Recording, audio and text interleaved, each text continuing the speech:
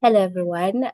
My name is Minyakazi Natasha Alia, and this is Group 1, and our project is titled a Semantic Aware Data Warehouse for Crowdsourced Community-Based Surveillance for Exanthem. So this research focuses on improving disease surveillance in Uganda using AI, semantic technologies, and crowdsourced community reports, especially for diseases like mpox and other skin rash diseases. So these are some of the contents of the presentation. Briefly, our presentation covers the introduction, the related work, problem statement. Yes, I'll talk about more when I reach there. I'll go straight to the background. So traditionally, data warehouses mainly store structured tables for reporting. However, health surveillance data today is more complex because it includes images, symptoms, locations, and community reports, right? So our project introduces a semantic data warehouse, which not only stores data, but also understands the meaning behind the data. We focused on crowdsourced surveillance, where ordinary citizens can report disease symptoms using mobile devices. This became important during the 2024 Uganda mpox outbreak, where delays in reporting affected response efforts.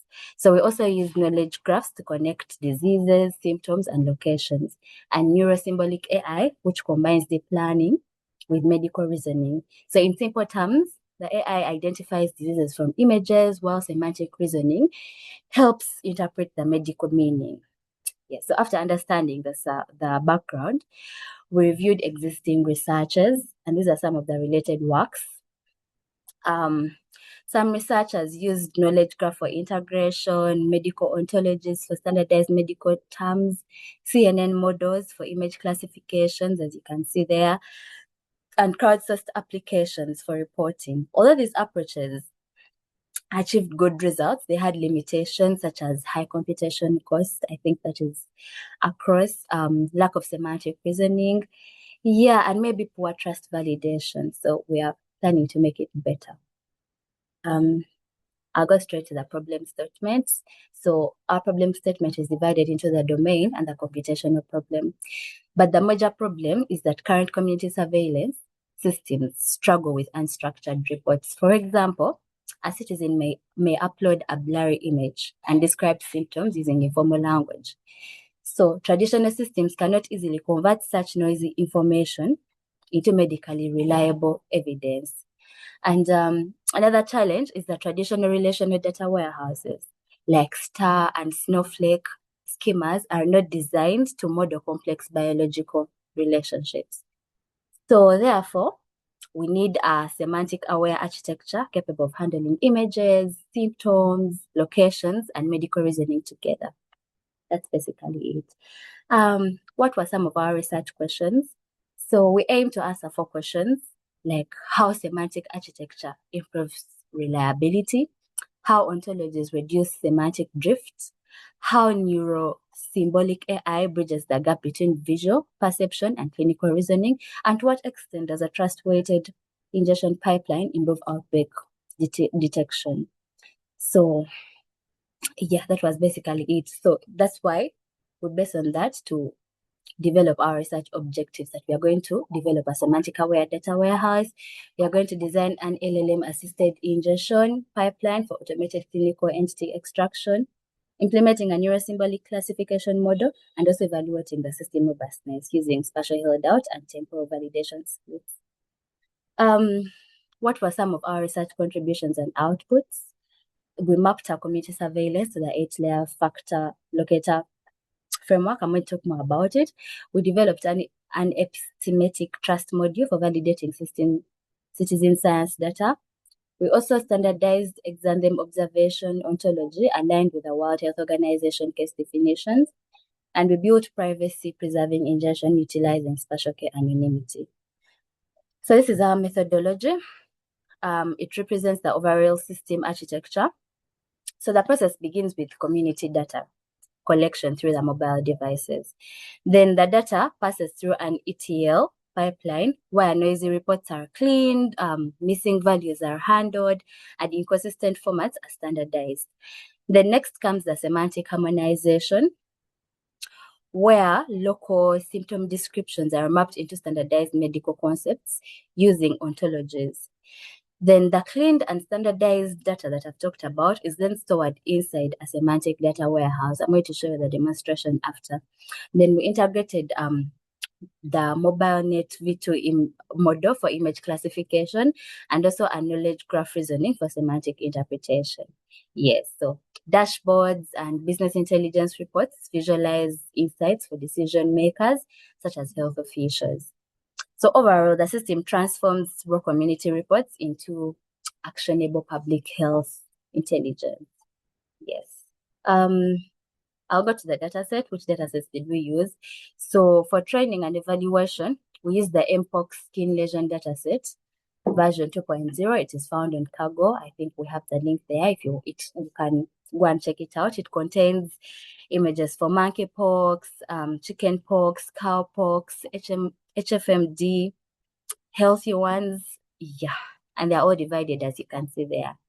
One challenge was class imbalance. For example, monkeypox had many more samples compared to measles. Another challenge was visual similarity between the diseases, especially monkeypox and cowpox. So to improve this, we did augmentation. I'm going to show you some. Yes, we did augmentation to resize. We did some flipping. We did some zooming and rotation to have better view of the images.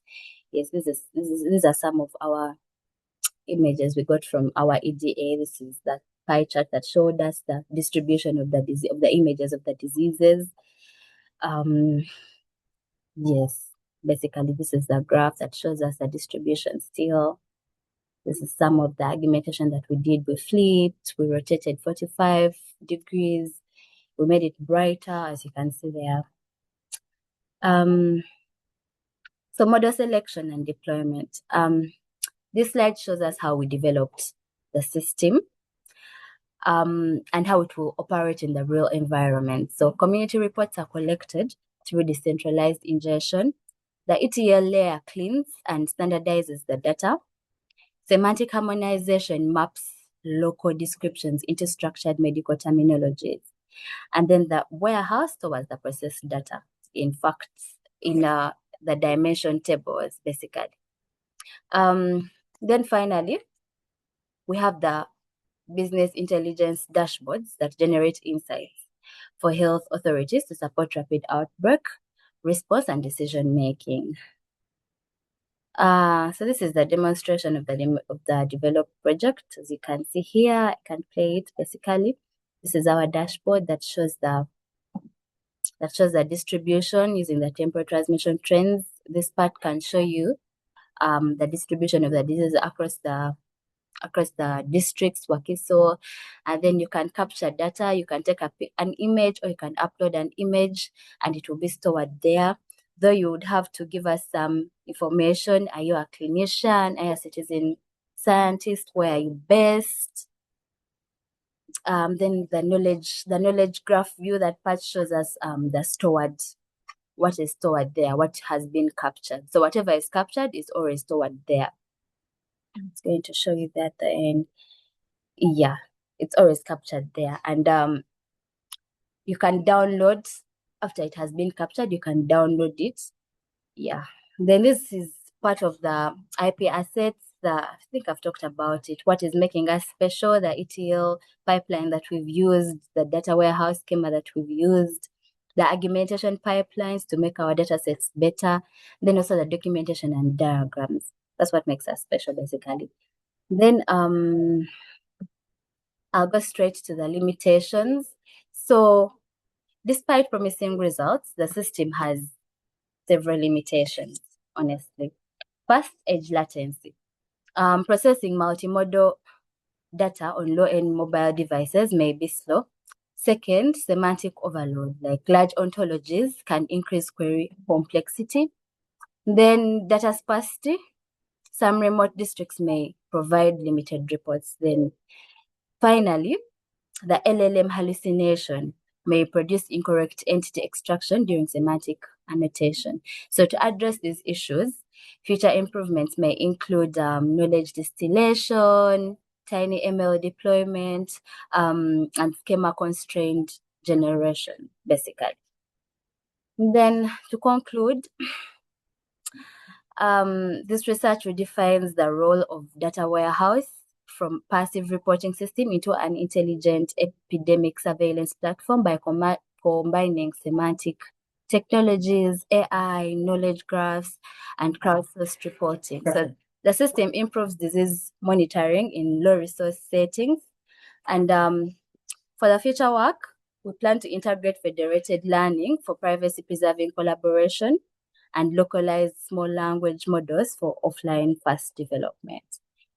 Yes, so that's basically it. We would like to sincerely thank our lecturer, our supervisor, Macquarie University, and the open source community for the support and guidance throughout the research. Thank you for listening.